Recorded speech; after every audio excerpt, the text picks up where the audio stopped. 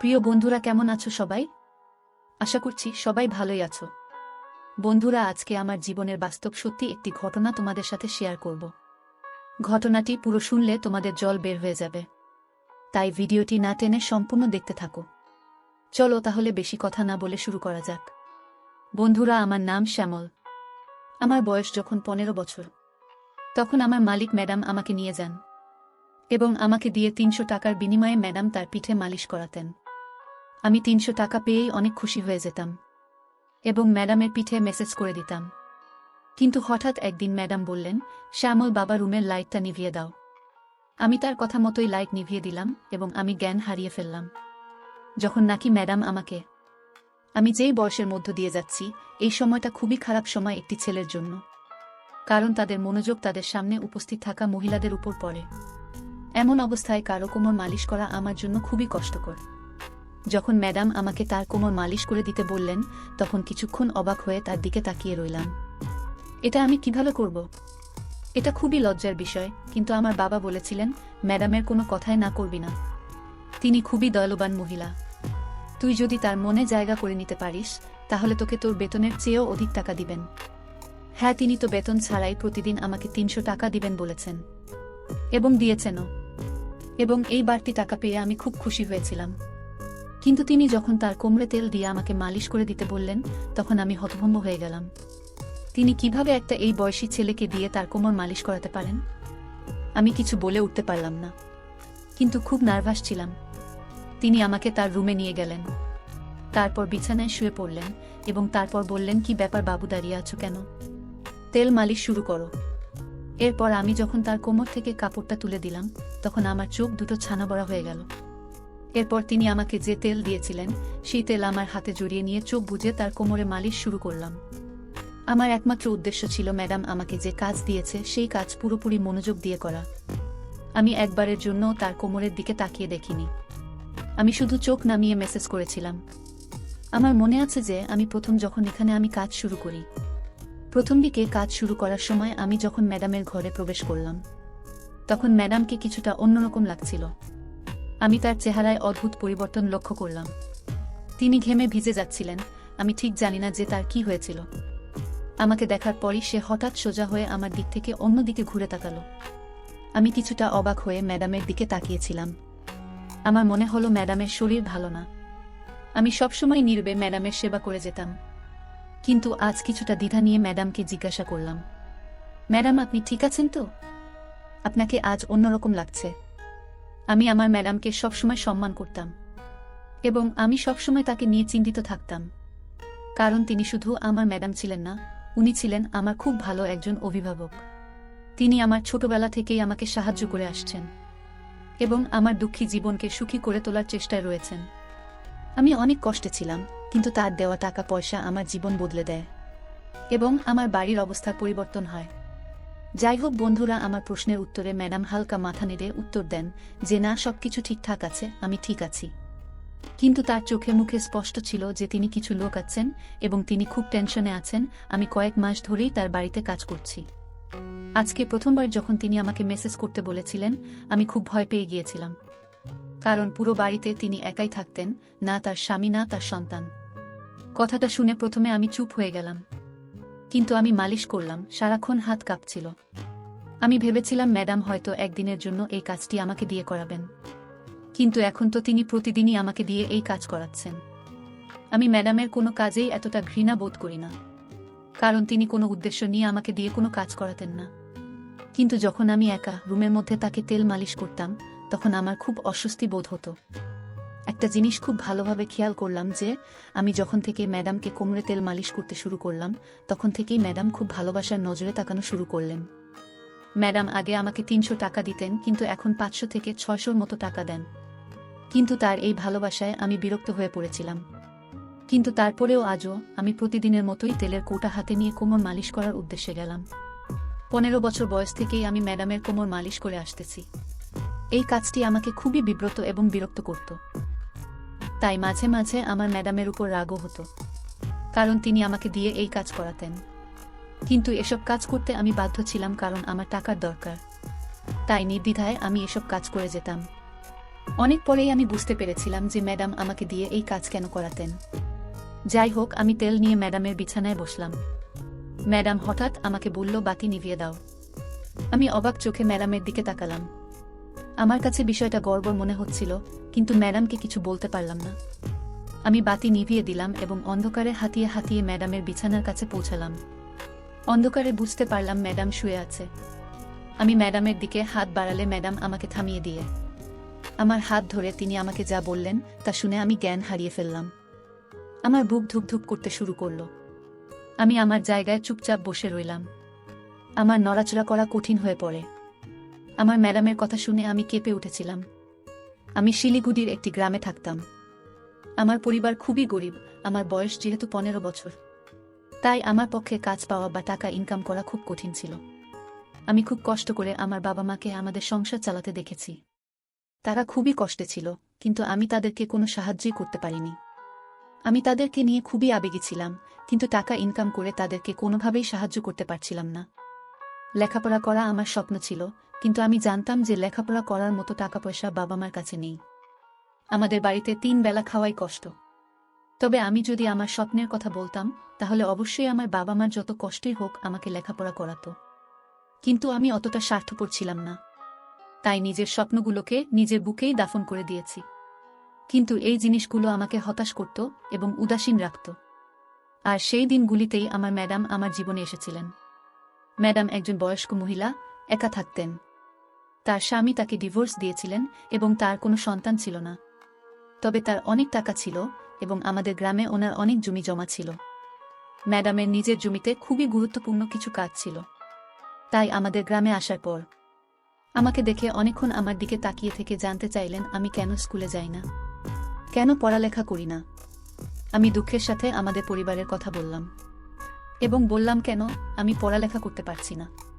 পড়াশোনা করতে গেলে তো আমাদের ঘরের খাওয়া দাওয়া বন্ধ হয়ে যাবে। আমার কথা শুনে ম্যাডাম চিন্তায় পড়ে গেলেন। এরপর তিনি আমাদের বাড়িতে এসে আমার বাবা মায়ের সাথে কথা বললেন এবং বললেন তার বাড়িতে ছোটখাটো কাজ করার জন্য আমার মতো কম বয়সী একটি ছোট ছেলে দরকার।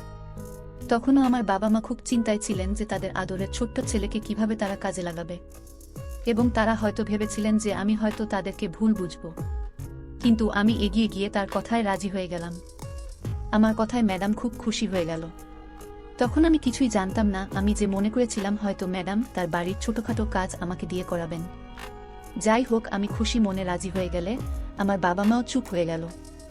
ম্যাডাম আমার বাবার হাতে বেশ কিছু টাকা দিয়েছিলেন এবং তিনি আশ্বস্ত করেছিলেন যে প্রতি মাসেই তিনি টাকা পাঠাবেন, যাতে আমাদের বাড়ির দুর্বস্থা কেটে যায়।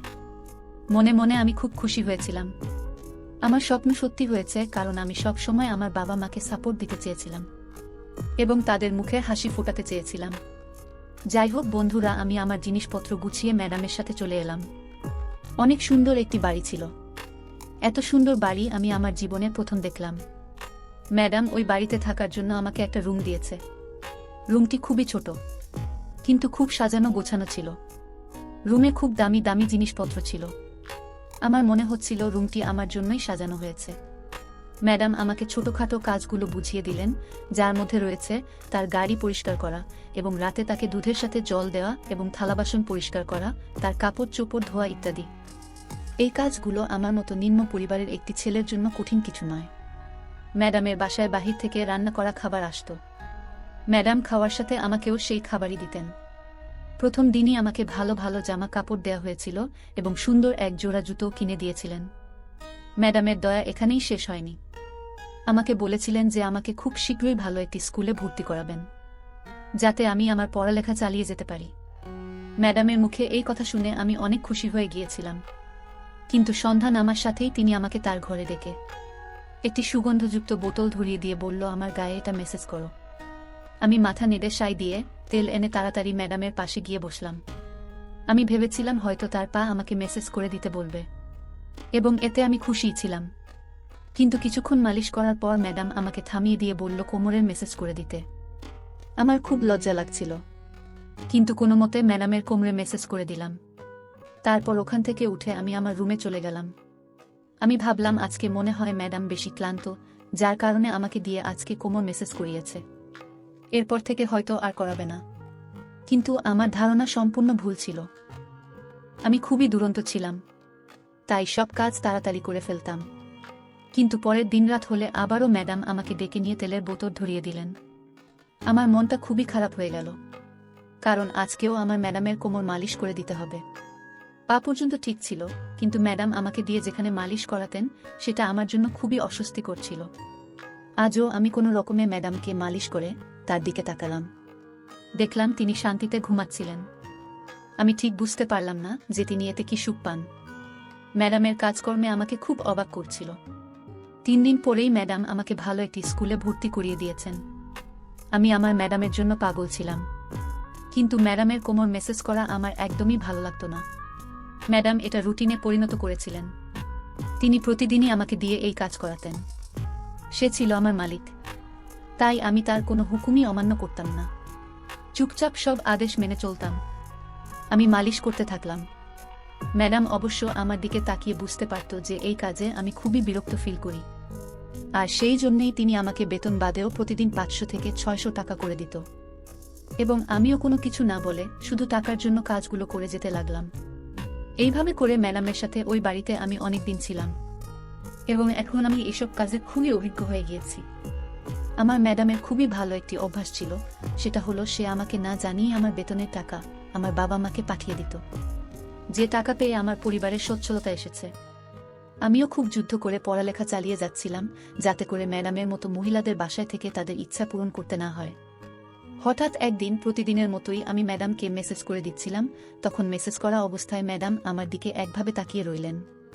ম্যাডামকে মেসেজ করার সময় সব সময় আমার মুখে একটা বিরক্তিকর ভাব থাকত, এবং এভাবেই আমি মেসেজ করতাম। এবং ম্যাডাম এটা খেয়াল করতেন, এবং আজ ম্যাডাম আমাকে বলছে যে আমি জানি এই কাজটা করতে তোমার খুব খারাপ লাগে, কিন্তু আমি যে খুবই অসহায়, তাই তোমার খারাপ লাগা সত্ত্বেও তোমাকে দিয়ে আমি এই কাজটি প্রতিদিন করিয়ে নেই। ম্যাডামের মুখে উদাসীন ভাব ফুটতে লাগলো। আমি কোনো কিছু না বুঝে ম্যাডামের মুখের দিকে তাকালাম। আমি বুঝতে পারিনি ম্যাডাম তার বাধ্যবাধকতার কথা বললেন। আমি লজ্জায় মুখ লুকালাম। ম্যাডাম আমাকে জানালেন যে তার মেরুদণ্ডের সমস্যা রয়েছে, যার কারণে সে প্রতিদিন তেল মালিশ না করলে সে ঘুমোতে পারে না। ম্যাডাম এই কাজের জন্য উচ্চ বেতনে নার্স রেখেছিলেন, কিন্তু তারা সবাই কোনো না কোনো অজুহাত দেখিয়ে তাড়াতাড়ি মেসেজ করতেন। আবার কখনো কখনো মেসেজ না করেই চলে যেতেন, কখনো আবার আসতই না। তাই বাধ্য হয়েই ম্যাডাম আমাকে কাজে রাখে, এবং এই জন্যই তিনি আমার এত উপকার করতেন, যাতে করে আমি যেন তার মেসেজ করার জন্য না বলতে না পারি। এসব কথা বলে ম্যাডাম থামলেন, আর ম্যাডামের এসব কথা শুনে আমি লজ্জা পেলাম। তার জন্য আমার খুবই খারাপ লাগছিল। এতটা উপকার করেছেন তাকে নিয়ে আমি উল্টাপাল্টা ভেবেছি বলে এখন আফসোস করছিলাম। এবং এরপর থেকে আমার ম্যাডামের মনের মতো করেই তেল মালিশ করে দিতাম। আমি কখনোই বিরক্ত হতাম না। ম্যাডাম আমাকে সবসময় খুশি রাখতেন। বন্ধুরা, এখন আমি যুবক হয়ে গিয়েছি, এবং ম্যাডাম বৃদ্ধ হয়ে গেছে। একদিন আমি ম্যাডামের রুমে মালিশ করতে গিয়ে দেখলাম ম্যাডামের অবস্থা খুবই খারাপ। আমি জিজ্ঞাসা করলেও ম্যাডাম আমাকে কিছুই বললেন না। আমি যখন মেসেজ করা শুরু করলাম, প্রথমবারের মতো ম্যাডাম আমাকে বাতি নেভাতে বললেন। তার কথা শুনে প্রথমে আমি কিছুটা অবাক হয়ে গিয়েছিলাম, কিন্তু এরপর বাতি বন্ধ করে তার কাছে গিয়ে বসলাম। এমন সময় ম্যাডাম আমার হাত ধরে বললেন, আজকে আমার খুবই খারাপ লাগছে, আর বুকেও ব্যথা হচ্ছে। আমার মনে হচ্ছে আমার সময় ঘনিয়ে আসছে। ম্যাডামের কথা শুনে আমি ঘামতে শুরু করলাম। আমি নীরবে চুপচাপ বসে রইলাম। ম্যাডাম বলল, তোমার সেবা যত্ন আমার মন কেড়ে নিয়েছে। আমার যদি ছেলে থাকতো তবে তোমার মতো যত্ন নিত, আমার যদি একটি ছেলে থাকতো তবে তোমার মতো যত্ন নিত। তাই আমি তোমাকে আমার ছেলের মতোই মনে করি, এবং আমার সমস্ত সম্পত্তি তোমার নামে করে দিয়েছি। নিজের খেয়াল রেখো, সাবধানে থেকো।